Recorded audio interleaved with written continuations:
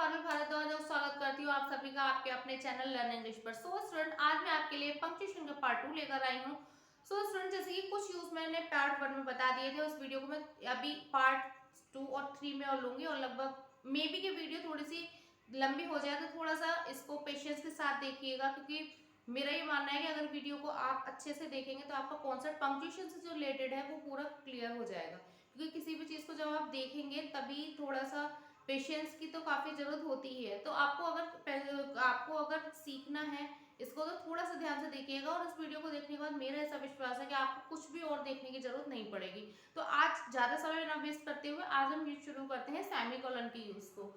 तो student, semicolon का जो यूज है वो जब सेंटेंस में हमारा कोई अपोजिट सेंस का यूज होता है, जैसे कि जब इसका प्रयोग वाक्य में अपोजिट सेंस या उल्टे भाव के लिए किया जाता है। उल्टा भाव कैसे किया जाता है, एग्जाम्पल देखिए, जैसे कि he is a very honest farmer, वो है एक बहुत ईमानदार किसान है। अब क्योंकि वो है एक ईमानदार किसान है, अब हमने यहाँ पर हमने सेमीकोलन का देखिए यूज कर दिया है ना। अब हमने यहाँ पर ये सेमीकोलन का यूज है, यहाँ पर ये सेमीकोलन का चिन्ह होता है ना, ये वाला ये है ना। तो सेमीकोलन का तो यहाँ पर यूज कर दिया कि he is a very honest farmer. अब यहाँ पर सेमीकोलन का यूज कर दिया, फिर कर दिया इवन हिज एनिमी थिंक्स सो। अब ये अपोजिट सेंस हो गया हमारा कि वो एक ईमानदार किसान है और इस बात को उसके जो एनिमी है, उसके दुश्मन जो उसके शत्रु है वो भी सोचते हैं। हालांकि ये मतलब ये इट इज इम्पॉसिबल, ये कैसे पॉसिबल है, लेकिन फिर भी तो यहाँ पर एक अपोजिट सेंस का यूज आ गया। अगर इस तरीके का कोई आपको अपोजिट सेंस दिखे तो आप उसमें लगा सकते हैं कि हम इसमें सेमीकोलन का यूज करेंगे। तो ये सेमीकोलन का पहला यूज हो गया। इसका सेकंड और थर्ड यूज देखते हैं जब तक आप इसको नोट डाउन करेंगे।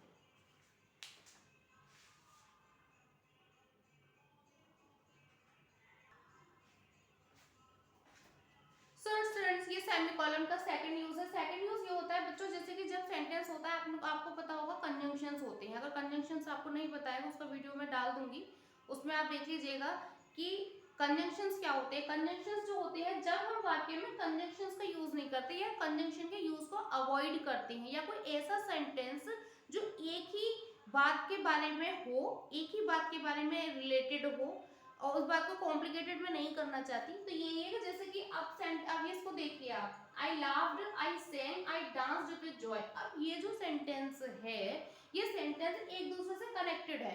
अब यहाँ पर क्या हो रहा है, यहाँ पर लाफ की बात हो रही है, सेंग की बात हो रही है, डांस की बात हो रही है, तो एक ही चीज से रिलेटेड ये सेंटेंस है, कोई इसमें अलग बात नहीं हो रही, कोई अपोजिट सेंस नहीं है। लेकिन क्योंकि अब हो सकता है कि हम यहाँ किसी कंजंक्शन का यूज कर देते, किसी एंड का यूज कर देते, बट का यूज कर देते, ये कंजंक्शंस होते हैं, है ना। तो जिसके आई laughed, I sang, I dance, तो इस तरीके के जो सेंटेंस होते हैं जब हम कंजंक्शंस का यूज सेंटेंस में नहीं करते तब हम क्या करते हैं, तब हम वाक्य में सेमीकोलन का यूज करते हैं। तो ये इसका सेकंड यूज है, ठीक है।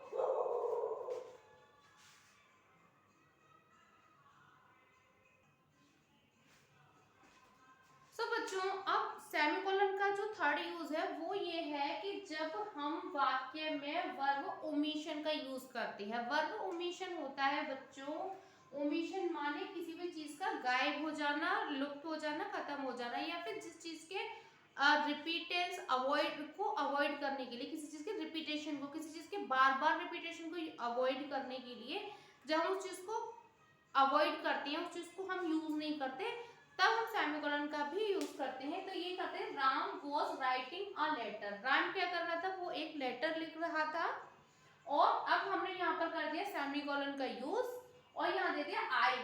अब यहाँ पर ये तो इस तरह मतलब इसमें ये जो प्रोनाउन होता है ना, प्रोनाउन को जब हम इस तरीके से यूज करते हैं, और यहाँ पर हमने क्या किया, क्योंकि हमने वर्ब को ओमिट कर दिया, ठीक है, तो बीच में तो हमने सेमीकोलन का यूज कर दिया, और जब हम इस तरीके से ये आई का यूज करते हैं तो ये नॉमिनेटिव एब्सोल्यूट होता है, तो इसमें भी हम कॉमा का यूज कर दिया हमने।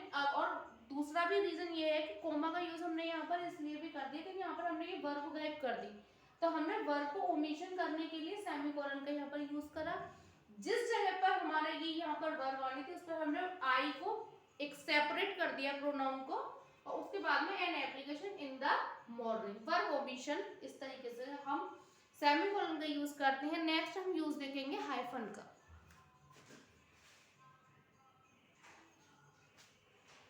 अब बच्चों देखिए नेक्स्ट यूज है हाइफन का। हाइफन का का यूज जैसे कि आपने देखा होगा कंपाउंड नाउन्स होते हैं, कंपाउंड नाउन्स में हम हाइफन का यूज करते हैं। जैसे कि देखिए फादर इन लॉ, इस तरीके के सेंटेंस आपने देखे होंगे कि वो मेरे फादर इन लॉ है, वो मेरी मदर इन लॉ है, वो मेरे सिस्टर इन लॉ है ना, वो मेरे ब्रदर इन लॉ है। तो ये इस तरीके के जो कंपाउंड नाउन्स होते हैं उसमें बीच में हम छोटा छोटा सा ये जो डैश देते हैं, छोटे से डैश को हम कहते हैं हाइफन।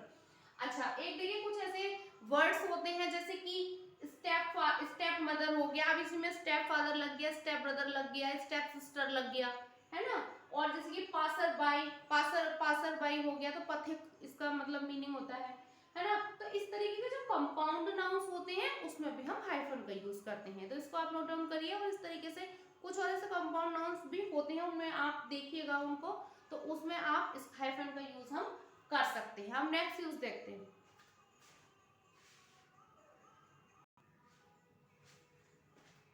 बच्चों नेक्स्ट यूज है इसका इन्वर्टेड कॉमा। इन्वर्टेड कॉमा जैसे कि आपने देखा होगा डायरेक्ट और इनडायरेक्ट हमारे, ऐसे कि as you know very well direct indirect क्या होते हैं। तो इनडायरेक्ट और डायरेक्ट जब जो सेंटेंस, जब हमारा डायरेक्ट सेंटेंस होता है, तो जब हमारा द टीचर सेड, टीचर ने कहा honesty is the best policy, तो ये जो हमारी जो कोटेशंस के अंदर जो लिखा हुआ होता है ना, तो ये जो हमारा रिपोर्टेड स्पीच होता है वो हमारा कोटेशंस के अंदर लिखा हुआ होता है, तो इन्हीं को हम इन्वर्टेड कॉमा कहते हैं। ठीक है, इन्वर्टेड कॉमा को लगाने का ये तरीका देखिए कि जब हम यहाँ जब सेंटेंस द टीचर सेड, यहाँ कॉमा के बाद में इन्वर्टेड कॉमा शुरू होता है, और इन्वर्टेड कॉमा लगाने से पहले ही हम अपने पहले सेंटेंस को जब खत्म करते हैं फुल स्टॉप करके हम कॉमा इन्वर्टेड कॉमा को क्लोज करते हैं पूरी बात को खत्म करके। ठीक है, तो इस तरीके से ये हमारा इन्वर्टेड कॉमा का हो गया। अब नेक्स्ट यूज देखिए।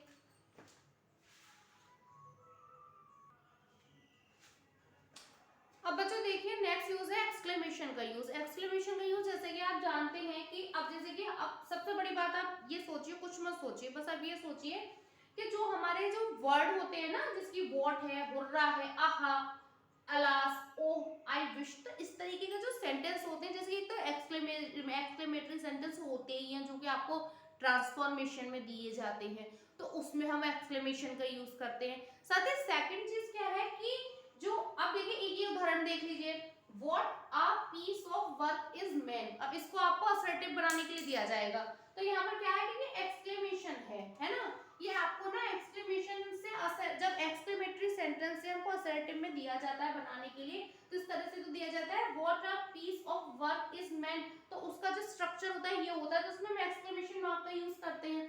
सेकंड चीज देखिए कि इस तरीके के एक जो कंडीशनल वाले सेंटेंस होते हैं, है ना, ठीक है, I wish I were a prime minister, है ना, एक ऐसी सिचुएशन जो कि पूरी नहीं हो सकती लेकिन विश कर रहे हैं, तो इस तरीके के जो सेंटेंस होते हैं उसमें हम एक्सक्लेमेशन मार्क का यूज करते हैं। आई विश, अब यहाँ पर हमने इसको एक्सक्लेमेशन दे दिया, और आई वर अ प्राइम मिनिस्टर, है ना। अब इसका नेक्स्ट यूज देखते हैं।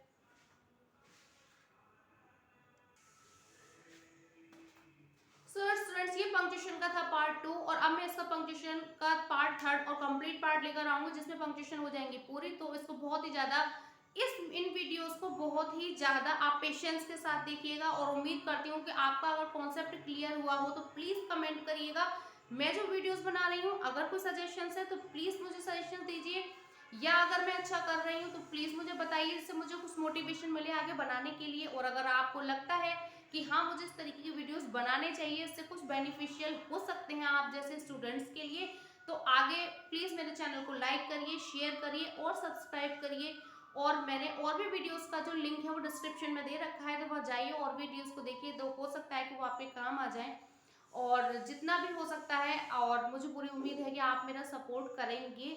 तो इसी के साथ मिलती हूँ मैं आपसे नेक्स्ट वीडियो में, आपकी पारुल भारद्वाज लर्न इंग्लिश पर। Thank you.